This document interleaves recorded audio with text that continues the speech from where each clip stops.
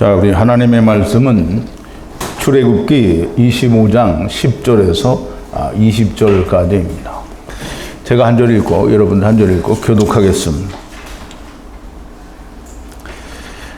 그들은 조각목으로 궤를 짓되 장이 2규빗 반, 광이 1규빗 반, 고가 1규빗 반이 되게 하고 너는 정금으로 그것을 싸되 그 안팎을 싸고 윗가로 돌아가며 금태를 두르고 금고리 넷을 부어 만들어 그 네 발에 달되 이 편에 두 고리요 저 편에 두 고리며 조각목으로 채를 만들고 금으로 싸고 그 채를 궤 양편 고리에 꿰어서 궤를 매게 하며 채를 궤 고리에 꿰는 대로 두고 빼어내지 말지며 내가 네게 줄 증거판을 궤 속에 둘지며 정금으로 속죄소를 만들되 장이 2규빗 반, 광이 1규빗 반이 되게 하고 금으로 그룹 둘을 속죄소 두 끝에 쳐서 만들되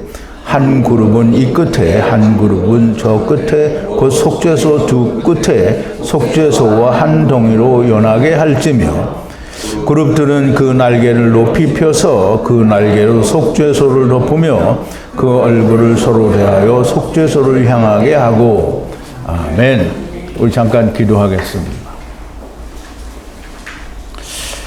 전지전능하신 또 우리를 데리고 오시고 또 데리고 가시는 하야 아세르 하야이신 여호와 하나님 곧 우리의 아버지 되시는 여호와 하나님께 감사와 찬송과 영광을 돌립니다. 우리는 하나님의 말씀을 일부분만 깨닫고 나서는 진리를 알았다라고 크게 기뻐하는 때가 있었고 또 그런 사람들도 많이 있습니다. 그런데 하나님의 말씀은 처음부터 끝까지 다 구슬이 다 잘 꿰어져야 모든 것이 올바르고 또 완전하게 이해되어지고 깨달아지며 또 야다할 수 있게 되는 것을 날마다 깨닫게 됩니다. 오늘 하나님께서 이스라엘 백성과 만나셔서 피의 언약을 맺으신 뒤에 이스라엘 백성들에게 내가 너희를 어떻게 구원할 것인지를 보여주시는 그 돌판, 즉 증거, 곧 하나님이 미시파트를 미ツ바와 토라로 하나님께서 모세에게 전해주시는 모든 내용을 오늘 우리가 듣고 배웁니다. 그 가운데 하나님께서 이스라엘 백성들에게 자원하는 자들이 자원하는 마음으로 하나님의 거룩한 성소를 만들고 짓기 위하여 그 재료들을 가져오라 하셨습니다. 이제 그 가져온 재물들로 헌물들로 하나님께서 먼저 궤를 만들라고 하시는 그 명령을 우리가 공부를 하게 됩니다. 하나님께서 지혜를 주시고 성령을 충만하게 주실진데 이 궤를 통하여 우리가 창세기 1장을 우리가 올바르게 이해하고 깨닫는 자가 되게 하여 주시옵소서. 오늘도 아버지 하나님께서 주실 은혜와 성령 충만함을 인하여 감사드리면서 예수님의 이름으로 기도하옵나이다. 아멘.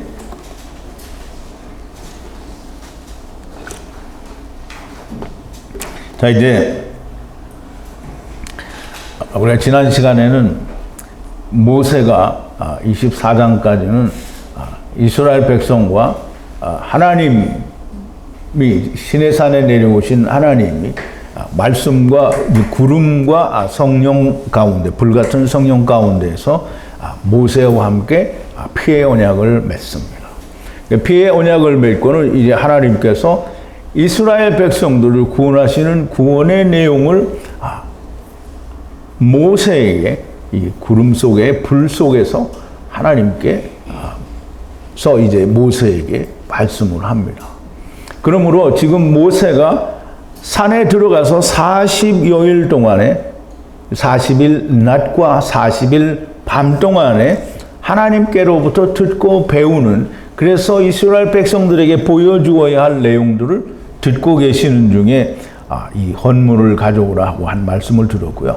이제 그 가져온 헌물들로 제일 먼저 궤, 우리가 흔히 잘 아는 뭐 법궤 또는 증거궤라고 하는데요.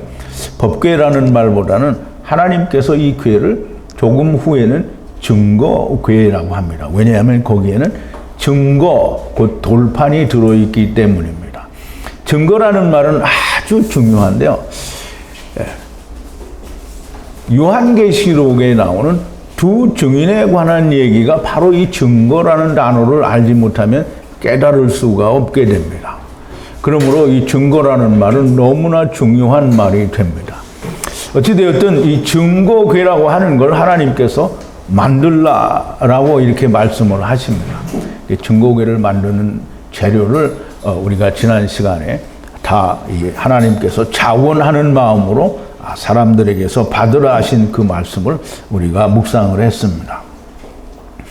하나님께서 받으시는 자원함으로 받을 예물들은 금과 은과 놋과 청색, 자색, 홍색 실과 배와 염소와 붉은 수양의 가죽과 해달의 가죽과 빛과 기름과 향품과 향을 만들 향품과 호마노와 에봇과 흉패에 사용될 돌들을 가져오게 하여 이러한 것들로 하나님께 타베크 곧 이스라엘 가운데 거하실 거룩한 성소를 만들라라고 하셨고요. 이 성소를 만들기 위해서 제일 먼저 궤를 만듭니다. 성소는 거룩한 성소는 법궤 자체가 성소가 아니고요. 법궤와 더불어 이스라엘 모든 사람을 포함을 해야 성소가 됩니다. 이제 하나님께서 제일 먼저 만들라고 하시는 그 궤, 우리가 궤에 대해서 먼저 좀 알아야 되는데요. 이제 궤가 무엇인가? 여러분들은 궤라는 말을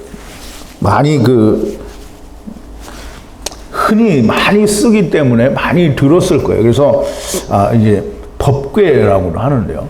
이제 그 안에는 법이 들었다고 해서 법궤라고 하는지 모르겠는데요. 법궤라기보다는 돌판이 들어있는 증거가 들어있기 때문에 증거궤라고 하는 것이 훨씬 맞는데요. 이 궤는 도대체 무엇이며 이 궤 안에는 무엇이 들었는가? 물론 이제 우리가 조금 하다 보면 오늘 말씀 중에도 나오는데 거기에 하나님께서 주실 돌판 증거를 거기에다가 넣으라고 말씀하시는데요. 이 증거궤는 그러니까 증거궤는 속죄소와 함께 붙어 있는 거죠. 속죄소와 그 안에 들어있는 돌판, 곧 하나님의 증거가 들어가 있게 됩니다. 만나와 아론의 쌍난 지팡이는 우리가 흔히 같이 그 궤 안에 들어있다라고 생각을 하는데 아마 이 후대의 사람들이 임의로 그렇게 집어넣지 않았나 이런 생각이 듭니다. 성경에는 궤 안에는 이 만나와 아론의 쌍난 지팡이는 들어가지 않습니다. 증거궤 앞에 두게 되어 있는 거고요. 자, 이제 우리가 하나님의 말씀을 통해서 증거궤가 무엇인지, 증거궤는 과연 무엇을 말하는 것인지 우리가 좀 알아보도록 하겠습니다. 이제 프론트 3번인데요. 증거궤를 우리말 번역에는 조각목으로 만들려고 했는데요. 이 조각목이 히브리 언어에서는 시띠나무입니다. 시띠나무로 궤는 히브리 말로 아론인데요. 아론. 발음은 똑같습니다. 단어는 틀린데 모세의 형제되는 예수 그리스도의 그림자인 아론과 똑같이 이름은 아론입니다. 발음은 똑같이 아론인데요. 스트롱 코드는 727이고요. 궤를 만들라. 길이는 2규빗 반이고 넓이는 1규빗 반, 그리고 높이도 역시 1규빗 반으로 하라, 이렇게 말씀을 하셨습니다. 먼저 우리가 시띠나무를 좀 알아야 되는데요. 맨날 우리말 번역에서는 조각목 그러니까 이게 무슨 조각을 하는 나무인가 보다 이렇게 생각을 하는데요. 조각목은 이 번역을 해도 너무 많이 잘못한 겁니다. 시팀이라는 말은 성령으로 율법을 맞춰서 이루는 말씀의 나무라는 거예요. 시팀이라는 말은 성령으로 말씀이 계명을 마치는 거예요. 그러면 말씀이 이루어지는데 사람은 그걸 할 수 없잖아요. 사람이 하는 게 아니고요. 예수 그리스도가 그 일을 하게 되면 사람도 예수 그리스도와 더불어 그 일을 할 수 있게 됩니다. 그러므로 시팀나무라는 의미를 바르게 이해하는 것은 정말 중요합니다. 그래서 이제 조각목이라는 나무를 아카시아라고 하는데, 아카시아도 종자가 두 개가 있습니다. 하나는 우리가 한국에서 흔히 볼 수 있는 이 봄철에 아카시아 꽃이 피면 향기가 많이 나고, 또 그 하얀 꽃이 있어서 벌들이 그 꿀을 많이 얻게 되고요. 또 그 아카시아 나무는 이파리가 이렇게 줄기 하나에 한 10여 개 이상이 달려 있어서 그걸로 아이들 때 그 게임도 하고 놀이도 하고 그럽니다. 그런데 우리나라에 있는 아카시아가 아니라 다른 말로는 아카시나무라고 하는 다른 그 중동 지방이나 열대 지방에 나는 나무가 있는데요. 여기는 가시가 아주 엄청나게 많습니다. 근데 이제 그 나무를 말하는 것 같은데, 우리는 아카시아라고 하고 그냥 조각목이라고 바꿔버려서 조각목이라고 번역을 합니다. 근데 조각목이라는 제가 이 의미를 사전에서 찾아보지는 않았는데요. 시팀나무라고 하는 의미를 가지고 있지를 않아요. 시팀나무는 예수 그리스도가 성령으로 말씀을 맞춰서 그 말씀이 성취되고 이루어지고 끝나는 걸 말해요. 시팀나무는 그냥 정확하게 그리고 명쾌하게 이야기하면 생명나무가 됩니다. 그러면 이 생명나무는, 시팀나무는 우리가 이 성경에 보면 이 상수리나무도 있고, 또 하여간 나무가, 에셀나무도 있고 나무가 많이 있습니다. 예수 그리스도를 나타내는 나무는 참 많이 있습니다. 그러면 여기서 시팀나무로 너무나 명백하게 예수 그리스도를 나타내는 생명나무가 됩니다. 즉 다시 말해서 시팀나무로 이 궤를 만들라라는 말은 세상에서 쓰는 그냥 어떤 조각목 나무를 가져다가는 궤를 만들 수가 없습니다. 궤는 당연히 하나님의 말씀, 생명이신 말씀으로 궤를 만들어야 됩니다. 그러면 이 궤를 생명나무로 만들려고 하시는 거고요. 궤 자체가 생명이고요. 그 궤 자체가 증거가 됩니다. 이 증거궤의 길이라는 말은 이제 문자적으로 얘기하면 물리적인 길이를 말하겠죠. 그래서 물리적인 길이를 말하면 2규빗 반은 한 1.25m에서 1.3m 정도가 됩니다. 그러면 이제 130cm 정도가 되는 거죠. 그리고 넓이는 규빗 반이니까 한 67 정도가 됩니다. 높이는 똑같아요. 그러면 이제 물리적인 길이로 뭐 1.3m 하고 67cm로 그렇게 만들어라 이렇게 이해를 하게 되면, 그러면 궤의 참 뜻을 이해를 할 수가 없습니다. 궤는 생명이잖아요. 증거고요. 생명나무예요. 그 증거궤와 하나가 되는 사람은 생명이잖아요. 그러면 그 생명이 그 길이가 있어야 됩니다. 근데 그 길이는 얼마나 길었으면 좋을까요? 영원히죠. 그럼 이제 넓이는 또 얼만큼 넓었으면 좋겠어요? 무한대로 넓으면 좋겠죠. 또 높이는 어디까지 높으면 좋겠습니까? 하늘까지 높으면 좋겠어요. 이게 잘 보세요. 그러면 이 이 궤의 길이와 넓이와 높이는 영원토록 온 땅을 하늘까지라는 말이에요. 그러면 이제 그 넓이와 이 크기를 잘 생각해 보면 무엇과 비슷하다고 생각이 되나요? 동서남북입니다. 아브라함에게 주시겠다고 약속하신 동서남북이고요. 동서남북은 곧 하나님의 집, 세상입니다. 세상. 자, 이제 이 2규빗 반, 1규빗 반. 이 규빗이라는 말이 이제 굉장히 중요한데요. 이 규빗이라는 말은 아마라는 단어에서 유래가 되는데요. 이 2규빗 반이라고 하는 그 길이에 대해서는 이 아마라고 하는 그 단어를 아마임이라는 복수로 사용을 했어요. 쌍수라고 하죠.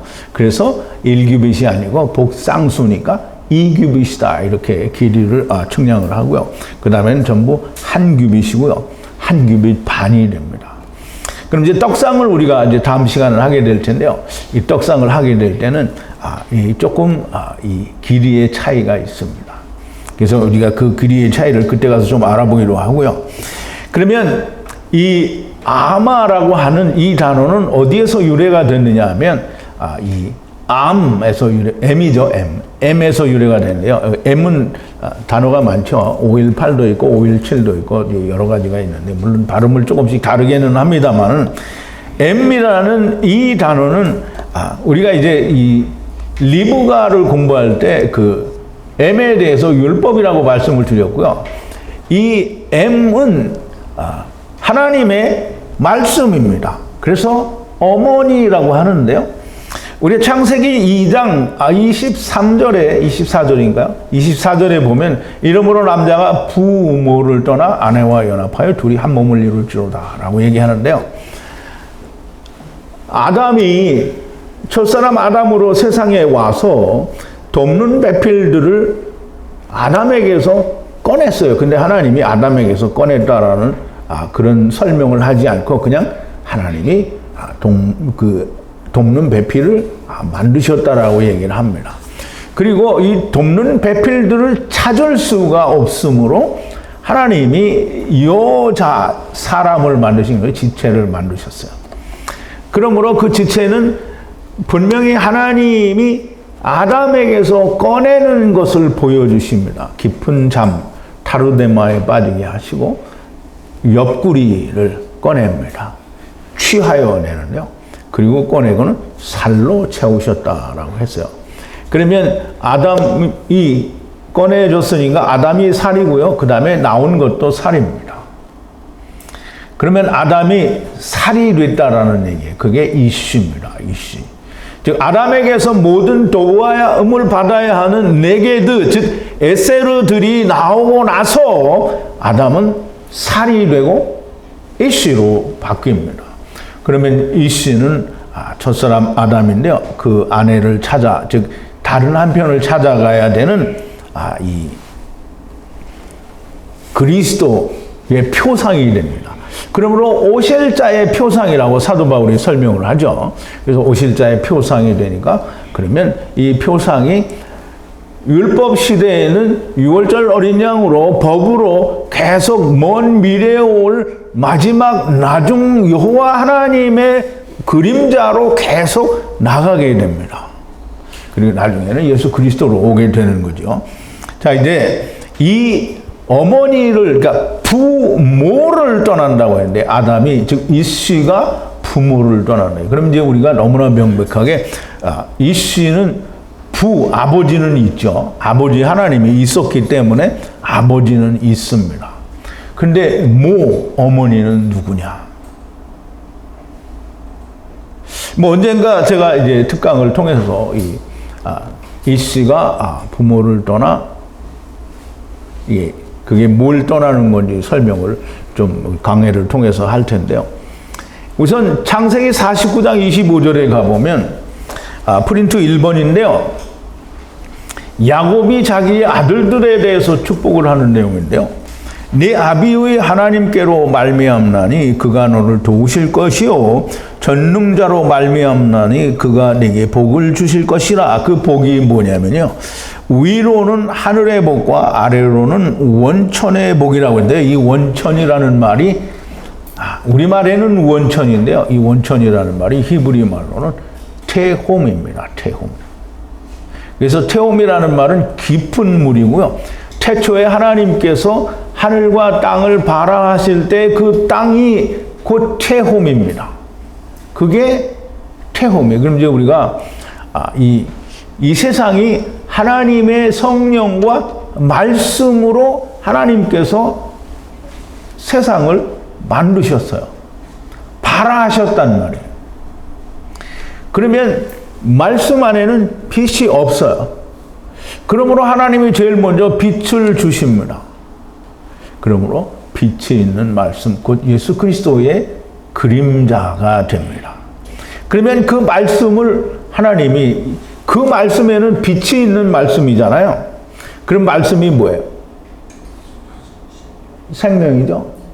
그 생명 안에는 율법과 복음이 있어요. 그러면 그 생명을 지금 반으로 나누는 거예요. 그 궁창을 만드시고요.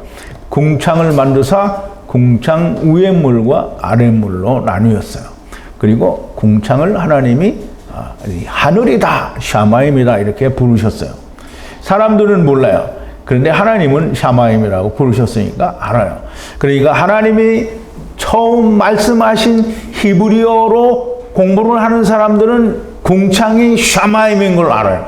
하늘인 걸 아는 사람은 모르는 사람이에요. 하늘은 뭐예요? 스카이고 헤븐이죠. 그런데 샤마임이에요. 분명히 샤마임입니다. 그러면 이제 그 샤마임에서 하나님이 생명나무와 선악을 알게 하는 나무를 주었고요. 그 다음에 여자가 그 선악을 알게 하는 나무를 먹습니다. 그러면 생명나무와 선악을 알게 하는 나무는 하나예요. 근데 사람은 스스로 생명나무를 먹을 수가 없어요. 그러니 사람이 먹을 수 있는 유일한 나무는 선악을 알게 하는 나무예요. 그러면 이제 여자가 뱀의 미혹을 받아서 선악을 알게 하는 나무를 먹어요. 그리고 먹고 자기만 먹고 뒤지면 괜찮은데 이거를 혼자 죽으면 억울할까요? 아니요. 살아야 되기 때문에 자기의 남편인 아담에게 내가 이렇게 선악을 알게 하는 나무를 먹었노라. 그러니까 아담이 아무 말이 없었어요. 야, 넌 그걸 왜 처먹었냐. 세상 남자들처럼 쌍욕을 해가면서 뭐 이렇게 했을까요? 절대 그러지 않았어요. 하나님은 자기의 자녀에 욕을 하지 않아요. 선악을 알게 하는 나무를 먹고 그거를 내놓으니까 그러면 아담이 그거를 아무 말도 없이 먹었어요. 그럼 먹었다라는 얘기는 뭐냐면 내가 너를 구원하겠다라는 말이에요. 그러면 선악을 알게 하는 나무를 누가 먹었다고요? 이렇게 물으면 대답을 잘 못했어요. 누가 먼저 먹었을까요? 하와가 먹었어요. 그 다음에 아담도 먹었어요. 그러면 아담도 먹고 하와도 먹었잖아요. 둘이 다 먹었어요. 그러면 둘이 다 선악을 알게 하는 나무를 먹었고 선악을 알게 하는 나무를 먹고 세상에 온 거예요. 그럼 세상에 왔어요. 선악을 알게 하는 나무를 먹고 세상에 왔으니까 아담이 선악을 알게 하는 나무를 먹은 상태로 온 거잖아요. 그러면 선악을 알게 하는 나무는 곧 궁창 아래의 물이고요. 율법이에요. 그러면 율법 아래에 놨잖아요.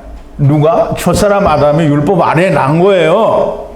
율법 아래에 놨으니까 율법을 떠나야 돼요. 왜? 이루어야지 떠날 수 있는 거잖아요. 율법을 그냥 나 혼자 떠나는 게 아니라는 거예요.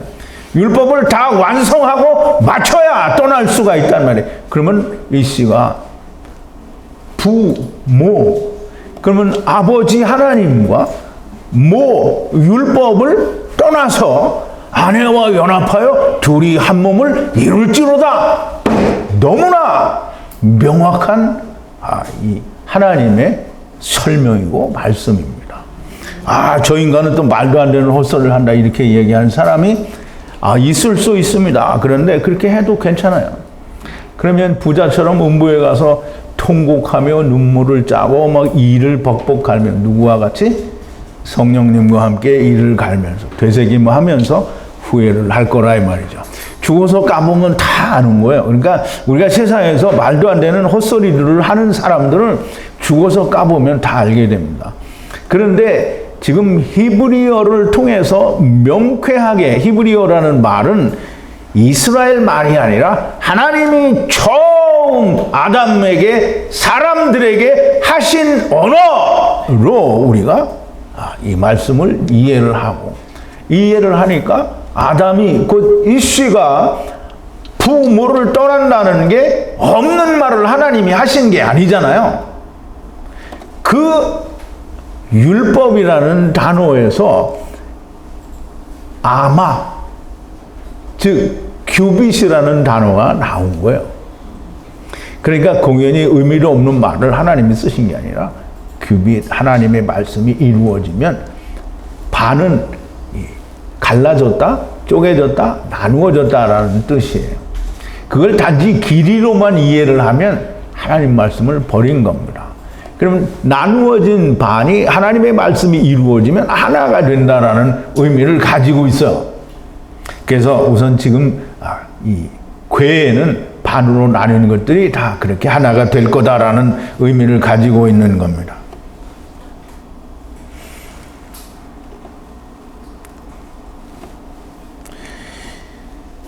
이 아마라는 말은 하나님의 말씀이 400세계를 내고 계명을 마친 말씀, 즉 예수 그리스도의 이루심을 말합니다. 그리고 반이라는 헷지라는 단어는요, 이 하자라는 단어에서 유래가 되는데요, 육체가 혹은 세상이 은혜 안에서 성령으로 계명을 이룰 때까지예요. 그러면 이제 반쪽짜리들은, 즉 갈라져서 나온 것들은 그걸 이루려고 애쓰잖아요. 근데 그렇게 이루려고 애쓰는데 예수 그리스도가 이루신 이루심으로 말미암아 하나가 되게 된다라는 말이고요. 오래도록은 그렇게 하나가 된 사람은 영원히 하나가 되는 거예요. 그리고 이 궤는 곧 예수 그리스도가 오시면 예수 그리스도 자신이 궤가 되는 거죠. 말씀과 성령과 궤, 즉 다시 말하면 하나님 성전 자체가 되는데 궤가 되는 겁니다.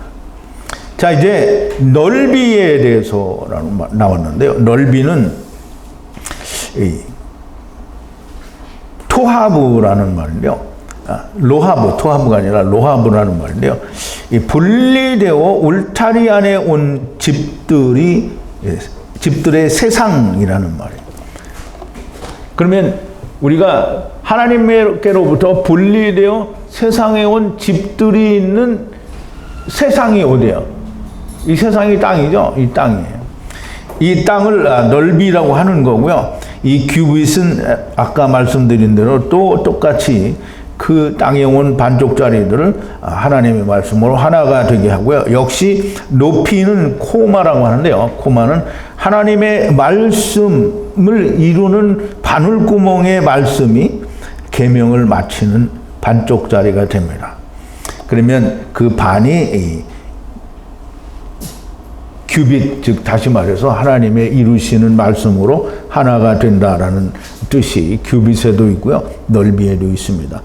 우리가 물리적 길이로는 1.25m나 1.3m 혹은 넓이는 0.7m에 해당하지만 말씀에 숨어 있는 뜻은 결국은 아브라함에게 약속하신 동서남북을 바라보라 하는 그 말씀, 즉 아모스서 5장 25절에 이스라엘 백성들이 이 바다에서 저 바다까지 북에서 동으로 비틀거리며 하나님의 말씀을 찾을 수 없다고 하는 그 세상이 곧 하나님께서 지으신 세상이요, 법궤로 구원하실 구원의 세상입니다. 자, 이제 프린트 7번인데요. 에투바, 흠 없는 금으로 집을 덮고 밖을 덮고 위에 주변의 테두리를 금으로 만들라, 이렇게 되어 있는데요. 이 의미를 우리가 풀어서 이해하지 않고 넘어가면 이 증거계가 뭔지 잘 모릅니다. 에투바라는 말은 하나님께서 400세계를 내시는 내는데 언제냐면 나중에 내게 될 것을 말하는 거예요. 그래서 에투바인데요. 에투바는 언제, 하나님이 400세계를 언제 내세요? 예수님이 오셔서 내게 되죠. 그러면 우선 지금 율법에서는 그림자로 보여주는 거잖아요. 그러면 에투바, 흠 없는 금으로 집을 덮고 그랬어요. 흠이 없다라는 말은 타호르인데요. 타호르. 금은 우리가 너무나 잘 아는 자하부고요, 자하부. 금으로 집을 덮으라 했어요. 집은 지푸라기 집이 아니고요, 바이트, 하나님의 집입니다. 바이트를 덮으라. 그래서 그럼 이제 우리가 이 집이라는 단어가 방주에도 사용이 되는데요. 테바라고 하는 방주에도 하나님의 집이다라는 표현을 하게 됩니다. 그래서 이 궤 전체가 하나님의 집이에요. 하나님의 집. 그 궤에 소속된 모든 부수적인 것들도 다 하나님의 집입니다. 하나님의 집이다라고 하는 말은 굉장히 중요한데요. 그냥 우리가 생각하는 하나님의 집은 성전이다 이렇게 말을 하는데요. 성전 자체가 세상입니다. 그러므로 이 성전 안에서 우리가 예수 그리스도를 만나면 우리가 다 카타니요. 성전 안에서도 예수 그리스도를 만나지 못하면 예수 그리스도 안에 살면서 예수 그리스도와 하나가 되지 못하는 거예요. 그러니까 이스라엘은 수천 년 동안 율법을 잘 지켜왔는데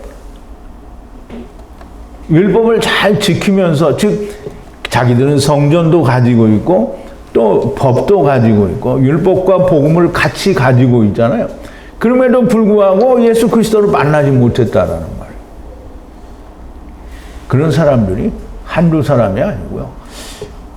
이스라엘의 대부분이 그런 사람들이고 카타는 사실 몇 명이 안 됩니다. 그리고 큰 이스라엘 속에서도 여전히 카탄들은, 물론 이스라엘이 이 숫자가 적으니까 훨씬 이스라엘이 적을 수 있고 큰 이스라엘은 그것보다 훨씬 많을 수 있어요. 그러나 그 비례를 따지면 여전히 작은 카탄들일 수밖에 없습니다. 자, 이제 에트바, 아버지가 400세겔을 육체로, 즉 내시는 흠이 없다라는 말은 타호르인데요. 타호르인데 이 율법으로 은혜를 받는 육체들을, 사람들을 분리하는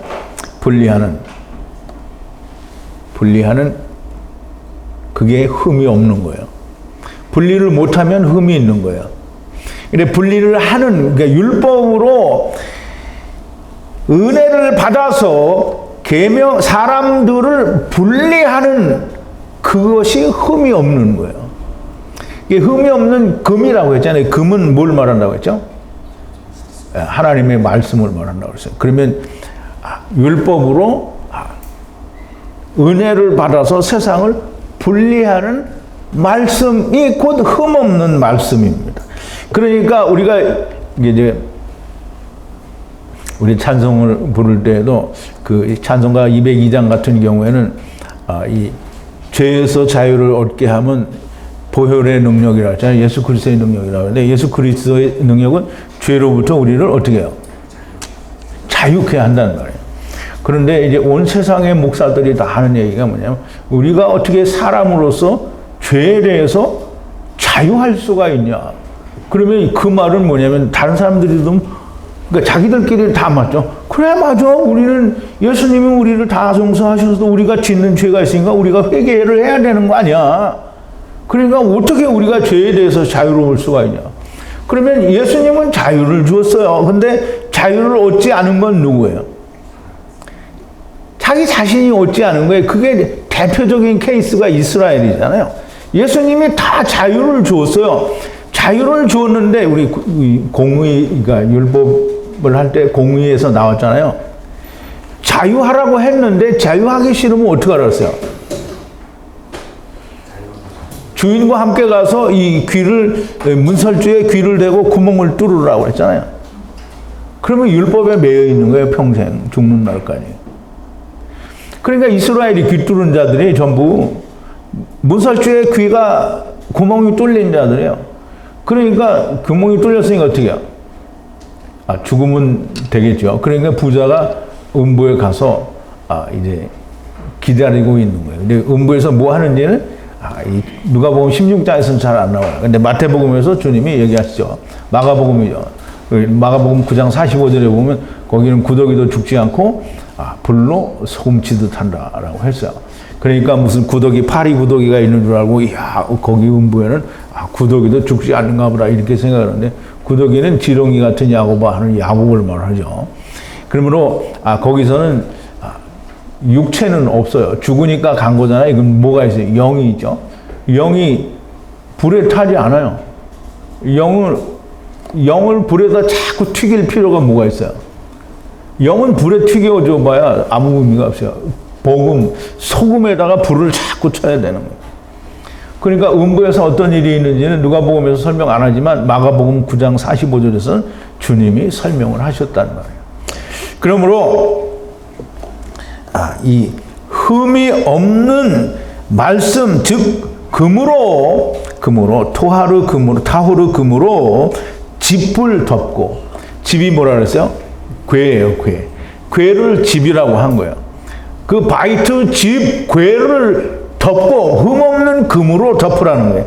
근데 그 안에는 시띠나무가 있고 그 다음에 흠없는 금으로 덮었어요.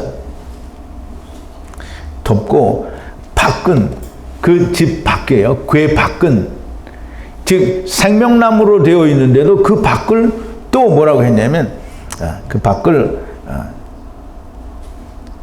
집을 금으로 덮고 그 밖을 덮고 위에 주변에 테두리를 금으로 만들라 그랬어요. 그러니까 잘 생각을 하세요. 이 연상을 해야 됩니다. 연상이 잘 안 되면 나중에 집에 가셔서 인터넷에서 궤를 한번 꺼내 보세요. 이 궤를 한번 치면 그 이미지들이 나오는데요. 네모나게 생긴 데다가 양쪽으로 막대기 하나 끼어 있고요. 그 막대기에는 고리들이 양쪽에 다 있습니다.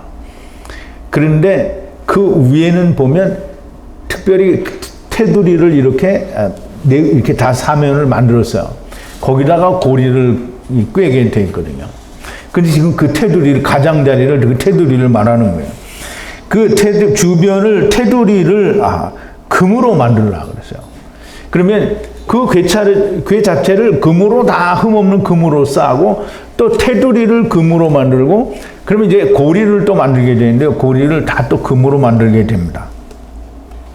자, 밖은 집 밖을 덮으라고 그랬는데 금으로 덮으라고 했어요. 금으로 덮고 집은 말씀으로 집들이 계명으로 400세겔을 내는 집을 말해요. 이게 다시 말하면 성전을 말하는 건데요. 성경에서 집은 여러 가지 의미로 사용되지만 여기서는 증거궤이고 또 노아의 방주를 말하는데요. 본래 하나님의 집은 이 창세기 1장 1절과 2절에 나오는 성령과 물로 되어진 땅이 하나님의 성전이에요. 그게 하나님의 집이라는 말이죠. 이 집 밖을 이제 우리가 방주를 공부할 때 방주에는 뭐를 칠하라고 했죠? 나는 미리 봤으니까 알아. 여러분 생각 안 나요? 속전을 칠하라 그랬어요. 속전. 속전은 예수 그리스도의 피예요. 예수 그리스도의 피를 칠하라는 거고요. 그러면 이 금보다는 훨씬 더 명확하죠. 예수 그리스도의 피를 칠하는 거니까. 자, 이제 아브라함의 집, 야곱의 집, 이런 집들을 이야기할 때 이 궤와 또는 방주도 집입니다. 그러면 이 집이라고 하는 말에는 엄청난 하나님의 이 기쁘신 뜻이 들어있는 건데요. 이 세상 자체가 사실은 하나님 안에 있는 거고요. 하나님의 성전이라는 의미가 됩니다. 그러므로 이 세상에 와서 버려질 수 있는 존재는 단 하나도 없는 거예요. 그러면 이 야곱의 집, 방주 혹은 이 궤가 전부 흠없는 금, 곧 예수 그리스도의 말씀으로 덮여 있고 다 쌓여 있는 걸 말하는 거예요. 그러면 이제 우리가 잘 생각해 보자고요. 하나님의 성령과 물이 세상을 어떻게 한다고 했어요? 라하프인가요? 라하프 한다고 했잖아요. 라하프는 뭐예요? 닭이 알을 품은 것처럼 그렇게 감싸고 있다는 거예요. 그러면 성령과 말씀이 궁창 그리고 그 안에 되어 있는 모든 창조물들을 어떻게 이렇게 다 감싸고 있잖아요. 그게 궤예요. 그게 방주고요. 그게 아브라함의 집이고요. 야곱의 집입니다. 이 세상 땅은 창세기 1장 2절에 의하면 이 세상 땅은 너무나 명확하게 깊은 물이고 그 깊은 물 위에는 성령 하나님의 신이 운행하신다라고 되어 있어요. 그래서 우리가 창세기 1장 2절, 6절, 9절을 볼 텐데요. 프린트 4, 5, 6번입니다. 땅이 혼돈하고 공허하며 흑암이 깊음 위에 있고, 땅이 혼돈하다는데 그 혼돈한 땅이 뭐냐면 깊음이에요. 깊음. 깊음은 뭐예요? 태홈, 깊은 물을 말해요. 깊은 위에 있고 하나님의 신은 수면에 운행하시니라. 그러면 그 깊은 물 위에 하나님의 신이 운행하시니라. 라프, 운행한다는 감싸고 있다라는 거예요. 이건 내가 하는 얘기가 아니고요. 모든 신학자들이 공통으로 성령이 라하프, 닭이 알을 품은 것처럼 그렇게 품고 있다라고 저그들 입으로 그렇게 씨부리는 거예요. 그런데 나중에 보면 다 헛소리를 하고 있어. 분명히 그렇게 감싸고 있잖아요. 성령이 감싸고 있는데 그거 뚫고 어디 우주를 가? 근데 목사들이 그걸 믿어요. 우주를 간다는 거를. 성령님이 감싸고 있는데 어떻게 가냐고. 근데 이제 내가 이렇게 말하면 저 인간은 이단이라 저런 말을 만들어냈다. 그래요. 이단이라 만들었어요. 내가. 근데 성경이 그렇게 말하지 내가 만드는 게 아니에요. 성령이 감싸고 있다는데 그 성령을 감싸고 있는데 인간이 로켓을 만들어서 우주선을 만들어서 쏘면 성령이 뚫어져요? 그러면 그놈의 성령은 뭐야? 막 뚫어지면 하나님도 뚫어버리겠네? 자, 이제 프린트 성경 5번인데요. 하나님이 가라사대 물 가운데 공창이 있어 물과 물로 나누게 하리라 하시고 있어요. 그러면 이제 물 가운데 공창을 만들었어요. 공창은 우리가 보는 하늘이에요. 이게 샤마임이라는 거예요. 그러면 공창 위의 물과 아래 물로 나누었다라고. 그럼 위의 물은 생명의 말씀이고 아래 물은 뭐예요? 율법이에요. 그래서 둘로 나뉜 거예요. 둘로 나눴다는 건 굉장히 중요합니다. 이게 제가 없는 말 막 만들어서 얘기하는 게 아니고요. 이 괴를 공부하면서 성경에 되어 있기 때문에 얘기를 하는 거예요. 그리고 또 6번인데요. 하나님이 가라사대 천하의 물이 한 곳으로 모이라고 하시고 묻이 드러남에 그대로 되니라. 그래서 묻을 마른 땅이라고 하고요. 모인 물을 바다, 얌이라고 했어요. 공창 아래의 물은 바다예요, 바다. 그러면 이제 참 재미있죠. 궁창 아래의 물은 맹물이에요? 짜요? 왜 짜요? 그러면 궁창 아래의 물은 처음부터 소금 언약인 거예요. 하나님이 궁창 위의 물과 아래 물로 나누실 때 궁창 위의 물은 바로 생명의 물인데 아래 물은 언약이 들어있는 짠 소금물이에요. 그러므로 소금이 있으니까 뭐예요? 거기에 궁창 위의 물이 들어있는 거예요. 생명이 있는 거예요. 소금을 쳐야 돼. 소금을 뭘로 쳐야 돼? 불을 쳐야 돼요. 그래서 두루도는 화용검이 꼭 필요한 거예요. 자, 이제 하나님이 이 세상을 성령과 하나님의 말씀으로 라하프 둘러싸고 있다는 말이에요. 품고 있다라는 말이에요. 내가 하는 말이 아니에요. 신학자들이 그렇게 얘기했어요. 그렇게 말하지 않는 신학자들도 혹 있는지는 모르겠어요. 그런데 내가 배운 이 총신대의 유명한 교수님이 히브리어를 뭐 엄청 공부를 많이 하신 분인데요. 그분이 그렇게 얘기를 했어요. 라하프, 닭이 알을 품은 것처럼 이렇게 품고 운행하신다라는 거예요. 그러면 이제 품으려고 하면 닭이 품으려고 하면 닭이 다 품으면 닭이 온갖 자기의 털로 다 감싸고 있는 거잖아요. 그러면 사람들이 닭은 뚫고 나갈 수 있으려나? 그 닭은 뚫고 나가겠죠. 근데 거기에는 닭이 알을 품은 것처럼 성령님과 하나님의 말씀이 그렇게 품고 있다는 거잖아요. 그러니까 그걸 뚫고 나갈 수가 없죠. 뚫고 나간다는 건 말이 안 되는 거죠. 그래서 이 밖은 금으로 둘러싸여 있고 그 금으로 둘러싸여 있는 그 집이 궤가 집이고요. 방주가 집이고요. 아브라함의 집이 집인데 아브라함의 집은 곧 동서남북을 지금 이 바다에서 저 바다까지 북에서 동으로 비틀거리면서 돌아다닐 수 있는 이 땅을 말합니다. 이 땅이 하나님의 집이에요. 그러면 이 땅이 어떤 하나님의 집이냐? 이게 프린트 9번인데요. 증거궤, 이제 여기서부터 증거궤라고 하는데요. 아론의 방주는 하나님의 집이요. 곧 태홈을 말합니다. 증거궤는 아론이죠. 아론인데요. 이 원어에는 아직 증거라는 말이 나오지 않았는데요. 궤 아론은 방주, 태바는 하나님의 집이요. 곧 땅, 태홈을 말합니다. 방주와 증거궤는 하나님의 구원을 말씀하는 것이고요. 이 안에 작은 구원과 큰 구원과 가탄과 가돌들이 있다라는 말입니다.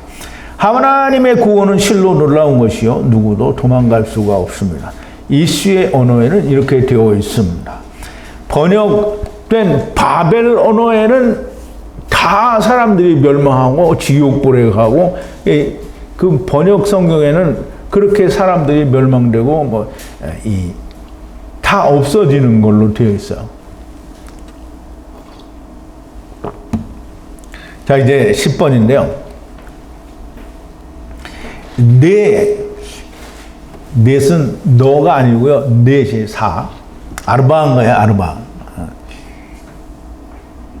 어떤 아르바냐면 라브. 아버지와 아들과 내가 하나 되는 말씀으로 온 육체들이 있는 사방. 네 금고리를 주조하여 만들고 네 위에 첫 번째 두 고리는 옆구리 위에 또 일격으로 주고 두 번째 두 고리는 옆구리 위에 주라. 이렇게 되어 있어요. 여러분, 이게 참, 이 궤에는 정말 많은 설명이 들어 있습니다. 넷은 사방이잖아요. 근데 그 넷이 무슨 사냐면 라브예요. 즉 아버지와 아들과 내가 하나 되는 말씀을 지키기 이루어 보겠다고 세상의 육체를 입고 온 그 세상에 온 모든 사람들이 사는 그 세상을 사라고 하는 거예요. 사방. 아르바. 그 네 곳에 금고리를 만드는데요. 금고리를 주조, 야짜크라는 말인데요. 이게 부어서 만드는 걸 말하죠. 부어서 만들고 네 구탱이 위에 첫 번째 두 고리는 옆구리에 일격으로 주고 그랬어요. 일격이 뭐라 그랬죠? 파암이에요. 파암이 뭐라 그랬어요? 예수님이 십자가에서 죽는 걸 파암이라고 했어요. 일격으로 죽는 걸 말하죠. 그럼 이제 우리가 이 창세기 2장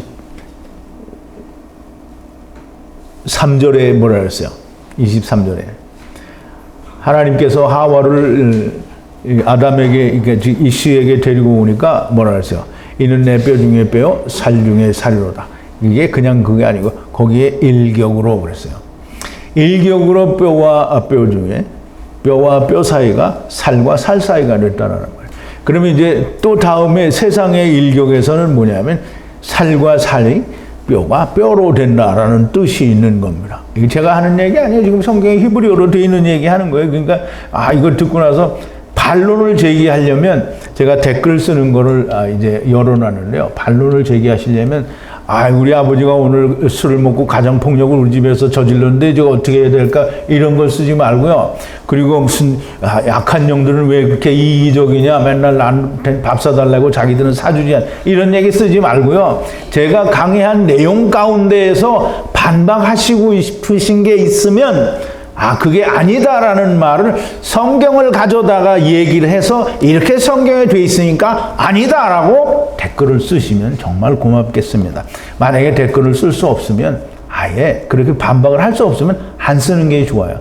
어떤 사람은, 똑똑한 사람들은 그냥 자기가 안 믿으니까 안 좋아요를 누르고 가더라고. 그런 건 뭐라고 하겠어요. 그러나 꼭 내가 이걸 반박하고 싶다고 하면 세상 학문을 들이대서 신학이 이렇게만, 신학이 먼저예요? 성경이 먼저예요? 성경이 먼저예요. 신학을 들이대면 안 됩니다. 신학은 초등학문이라고 그랬어요, 사도 바울이. 왜 세상 학문이지? 신학이 신의 학문이 아니에요. 신을 무슨 학문으로 연구해? 말이 안 되는 얘기를 하는 거예요.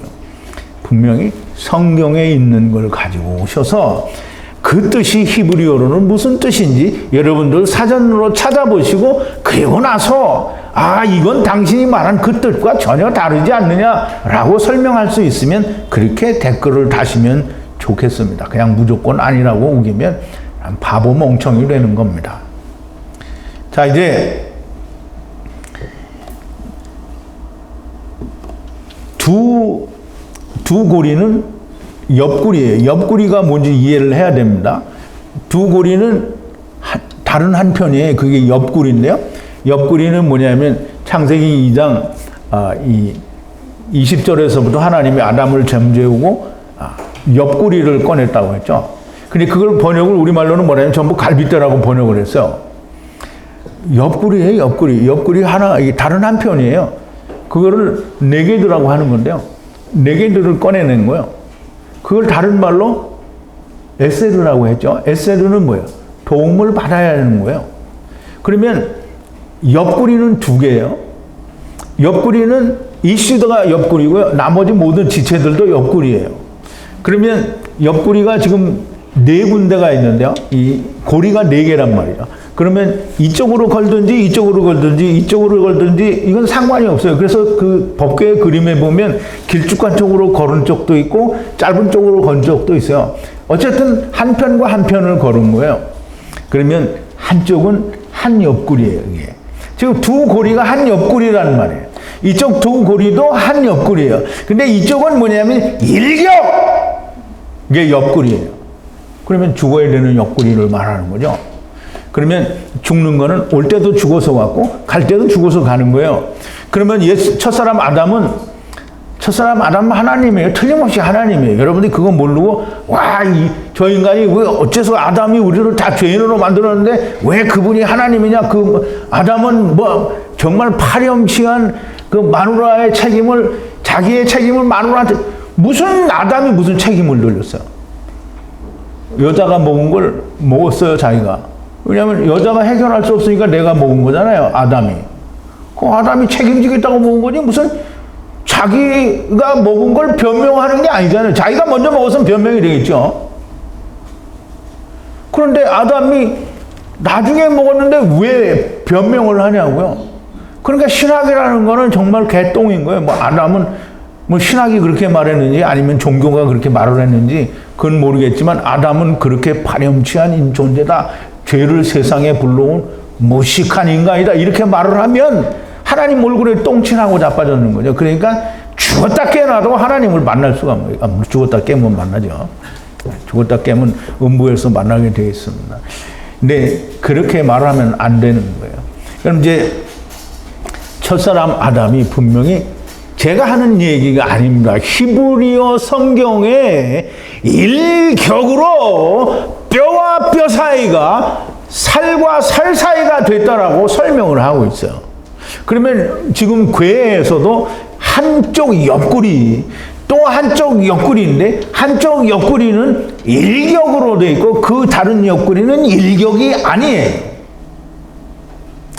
그러면 일격으로 세상에 우리가 왔다라는 얘기와 동시에 일격으로 하나가 돼서 하나님께 가야 된다라고 하는 얘기를 이 법, 증거 궤 안에 이미 설명이 되어 있는 거예요.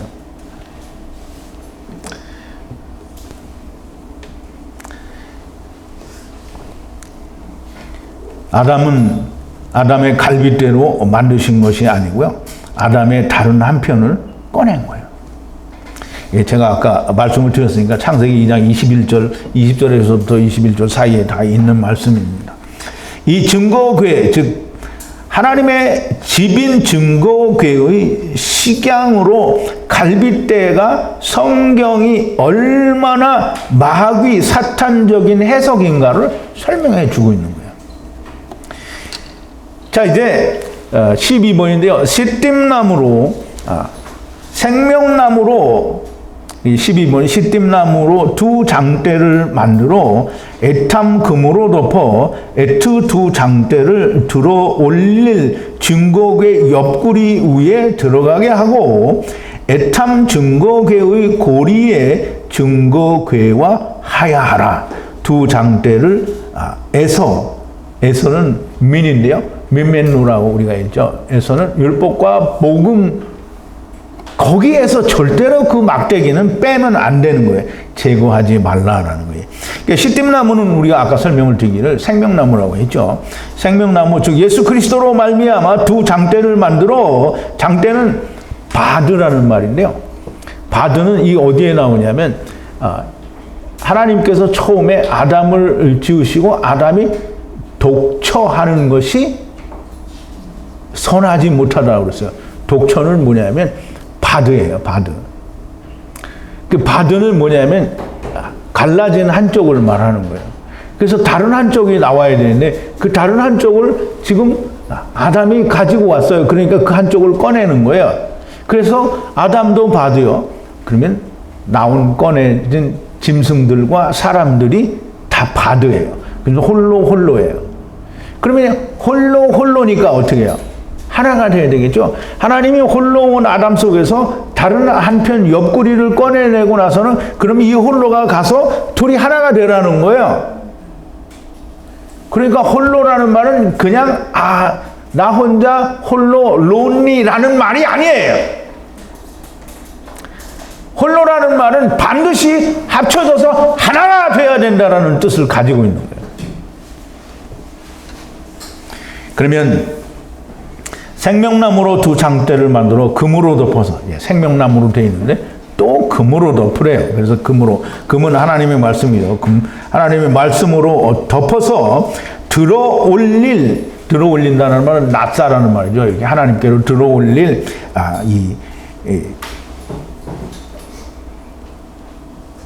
증거궤의 옆구리의 네 고리에 들어가게 하여 증거궤와 함께 하야하게 하라. 하야하라는 말은 항상 거기에 있게 하라는 말이에요.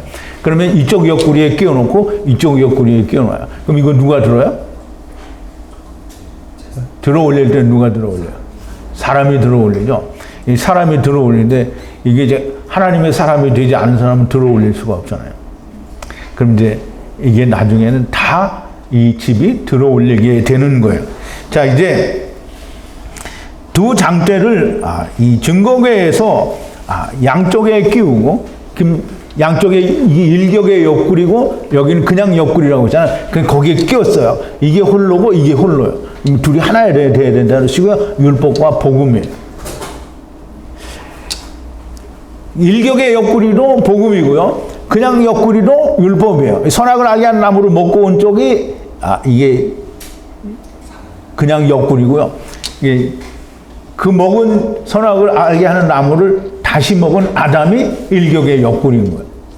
그러면 일격의 옆구리가 복음을 이게 율법을 하나가 되게 해야 되겠죠. 그럼 예수님이 하나가 되게 하잖아요. 그러면 막대기가 하나가 되는 거예요. 이게 둘이 하나가 되는 거예요. 그래서 게시설서에도 보면 이스라엘의 두 막대가 있는데요. 그 두 막대를 사람들이 잘못 얘기하면 이스라엘과 이 두 지파를 말할 수 있는데요. 물론 그렇게 말해도 되겠죠. 왜냐하면 이스라엘은 율법이고 두 지파는 뭐예요? 복음이잖아요.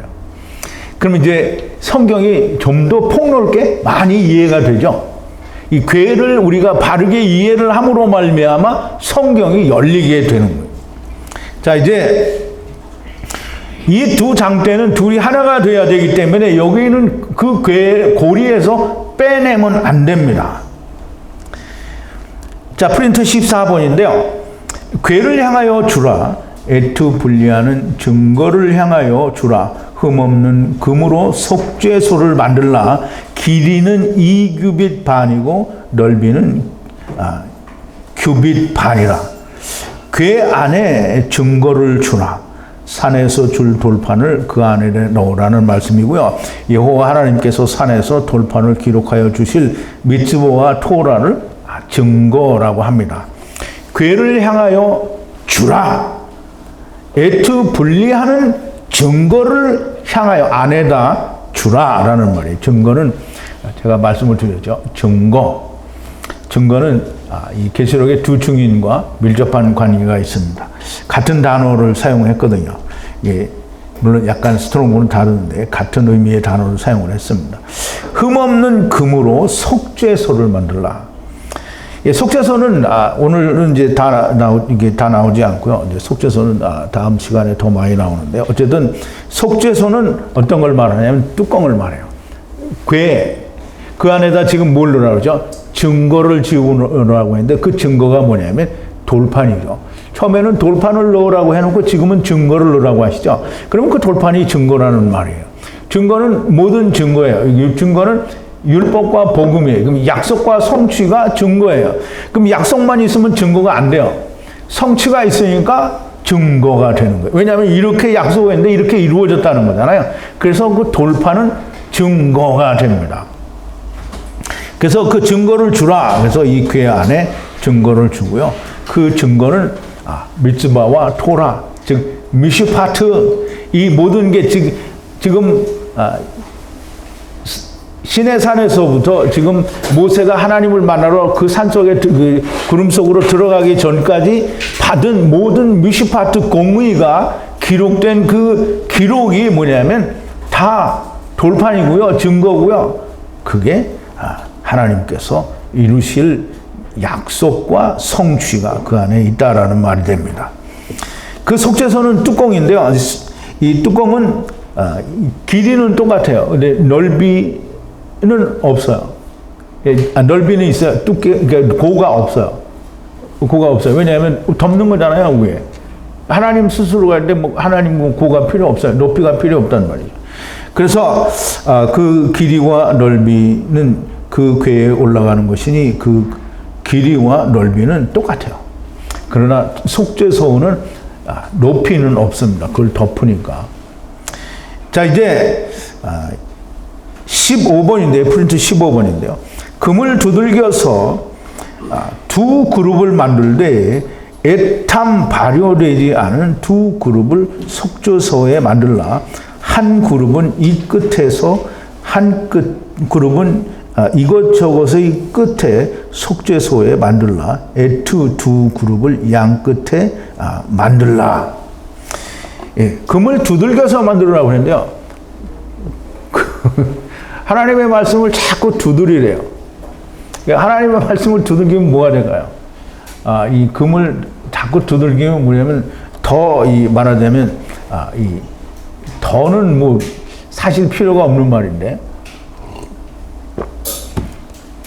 뭐든지 금속은 두들기면 단단해져요. 그래서 단단하게 지금 아주 굳건한 말씀으로 두 그룹을 만들려고 그랬는데요. 그룹은 천사를 말하는데요.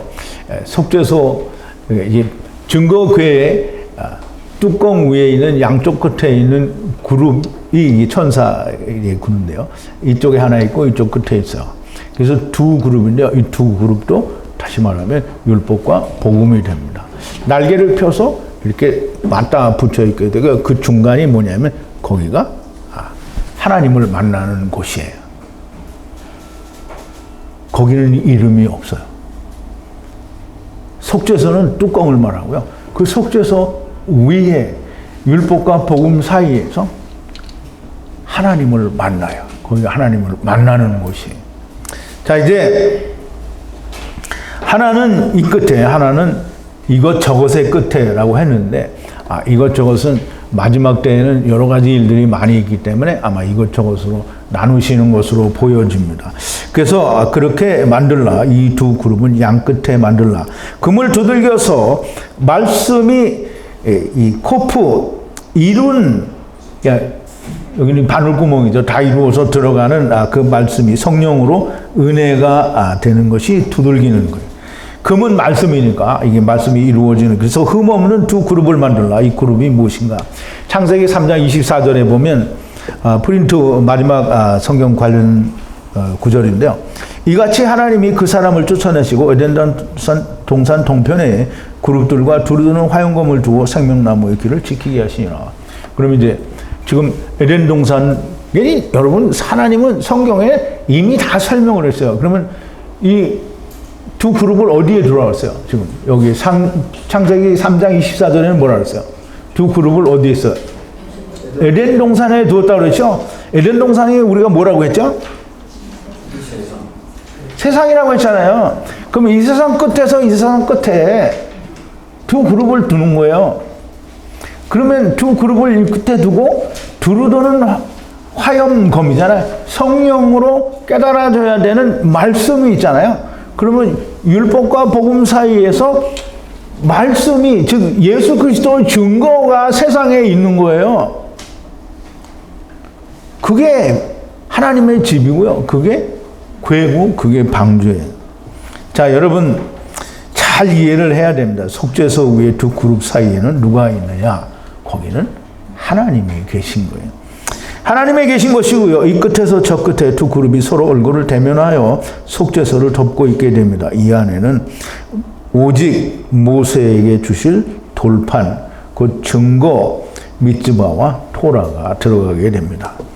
자, 이제 말씀을 좀 정리를 합니다. 지금 모세가 하나님께 부름을 받고 구름 속에, 빽빽한 구름 속에 하나님이 맹렬히 타는 불로 보이시는 그 성령 안에서 지금 40날과 40밤을 거기에 있어요. 그 모세가 들어가서 무릎 꿇고 땅을 쳐박고 그냥 소나무 밑둥에 딱 붙들고 이렇게 소리 지르고 있었을까요? 아니요. 지금 40일 동안 하는 일을 여기다 쓰는 거예요.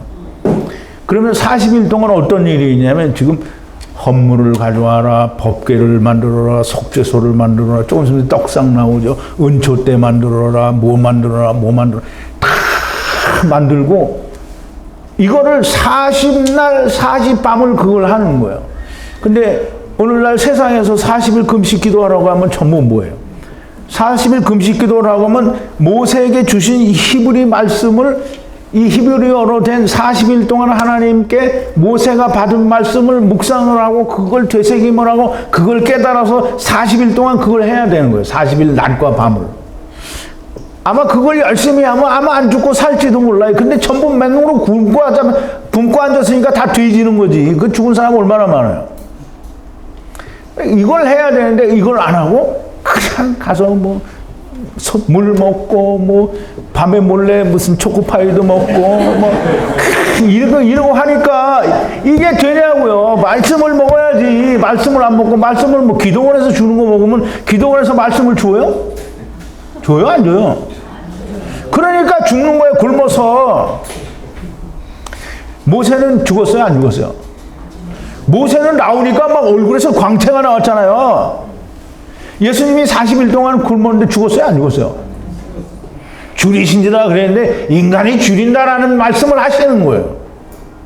그러니까 우리 금식, 예수님, 모세가 40일 금식 기도한 거는 또 예수님이 40일 금식 기도를 해요. 왜냐? 모세가 기도하며 이룬 것이 예수님이 이루신 거다. 이걸 보여주기 위해서 40일씩 기도를 하는 거예요. 낮과 밤 동안에. 그런데 가서 내가 이번에 제과점을 하나 했는데 하나님 이거 잘 되게 해주세요. 40일 금식 기도. 야, 제과점 40일 동안 그거 불러 있으면 죽어요? 안 죽어요? 죽어. 그러니까 몰래 초코파이 먹고 호빵 먹고 그러는 거예요. 나는 호빵 안 먹었는데 뭔가를 처먹긴 먹었을 거 아니야. 먹었어요. 뭐든지 먹었다. 하나님의 말씀을 듣고 40일 금식 기도를 해야 되는데 다니엘의 기도를 한다는데 다니엘이 뭐 가지고 기도했어요? 세일에 대해 기도했잖아요. 그러면 다니엘의 21일 기도를 세일에를 두고 기도를 해야지. 무슨 거기에 또 21일 기도하는데 우리 교회 부흥해서 이거 큰 교회 되게 해주세요. 목사들 맨날 그거 하러 가잖아요. 근데 그게 돼요? 세일에를 알게 해야 돼. 그러니까 우리가 성경이 말하는 거는 우리가 잘 이해를 해야 된다. 제가 말씀을 정리를 하는데요. 앞으로 이제까지 놀랐던 것보다 훨씬 더 많이 놀라는데요. 이 말씀을 준비를 하면서 나 스스로도 말씀을 준비하는 와중에 막 그냥 준비하면서 그냥 이 깨달아지면서 찌릿찌릿 이게 그냥 뭐 어떤 뭐 전기 같은 전율이 와서 찌릿 하는 게 아니고요. 마음속에서 막 큰 이게 어떤 이 전율이 와요. 육체가 찌릿찌릿 하는 거는 그거는 뭐 아니에요. 뭐 송곳으로 찌르면 찌릿찌릿 하겠죠. 안 그러면 전기로 이렇게 하면 찌릿찌릿 하거나 이럴 거예요. 근데 그런 게 아니라 그렇게 정말 말할 수 없는 그런 어떤 경이로움과 놀라움을 막 그런 거의 연속이었다라고 얘기할 수가 있겠습니다. 방주를 통해서 이미 우리가 알았어야 됐는데 알지 못하고 넘어가니 여기는 그냥 궤에서 우리가 알게 하시는 거예요. 방주나 궤나 작은 축소된 완전한 세상이 됩니다. 세상의 모습과 방주, 궤는 너무나 같다라고 볼 수 있습니다. 방주나 궤를 바르게 이해하면 세상을 이해하게 되고요. 아직 다 하지는 못했지만 반드시 이해하게 됩니다. 궤를 마치고 떡상 등대와 잔 등등 무궁무진한 은혜를 우리가 앞으로 만나게 될 겁니다. 오늘 여기까지 하겠습니다. 우리 기도하시겠습니다. 거룩하신 여호와 아버지 하나님, 감사와 찬송과 영광을 돌립니다. 오늘도 하나님께서 최초의 언어인 이시의 언어, 곧 하나님께서 아담과 처음 나누셨던 언어로 기록하신 하나님의 말씀, 하나님이 기록하신 히브리어 성경을 통하여 하나님께서 주신 깊은 뜻을 우리가 묵상하고 우리가 또 깨달아 보았습니다. 하나님께서 깨닫게 하여 주시니 성령으로 우리를 깨닫게 하심이 틀림이 없으며 우리가 이 말씀으로 큰 은혜와 감동 그리고 깊은 전율을 느낍니다. 하나님께서 깨닫게 하시는 말씀의 은혜가 아직 끝나려면 아직도 먼 길을 가야 되는데 먼 길 가는 동안 우리가 깨닫고 또 깨닫고 전율과 전율 그리고 감동과 감동의 연속이 계속 되어지기를 하나님께 진심으로 구합니다. 아버지여 성령으로 함께 하셔서 반드시 그 일이 저희 안에 이루어지게 하여 주옵소서. 예수님의 이름으로 기도하옵나이다. 아멘.